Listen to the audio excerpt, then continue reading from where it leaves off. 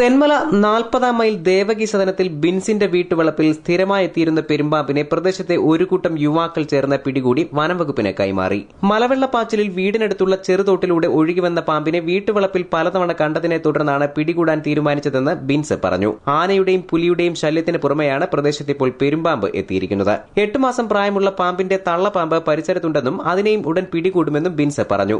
സമീപവാസികളുടെ പ്രദേശവാസികളുടെ ജീവനൊന്നും യാതൊരു വിലയും കൽപ്പിക്കാതെ പുലി, ആന, ഇതേപോലെ മലമ്പാമ്പ്, സർപ്പം, ശംഖുവരയൻ ഇത്യാദി സാധനങ്ങളാണ് ഇവിടെ കിടന്ന് ഇതാകുന്നത്.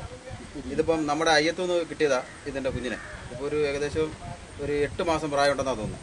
ഇതിൻ്റെ തള്ളയെ തന്നെ ഏതാണ്ട് ഇവിടുന്ന് ഒരു 10-200 മീറ്റർ അപ്പുറത്തൊരു ഒരു തോടുണ്ട്. തോട്ടിൽ ആൾക്കാർ കുളിക്കാൻ പോയപ്പം കണ്ടായിട്ട് പറയുന്നുണ്ട്. അപ്പോൾ അവിടെ നിന്ന് കയറി വന്നാൽ സാധ്യതയുണ്ട്. ഇനി ഇതിന്റെ കുഞ്ഞുങ്ങൾ ഇവിടെ ഈ പരിസര പ്രദേശങ്ങളിൽ തന്നെ കാണും.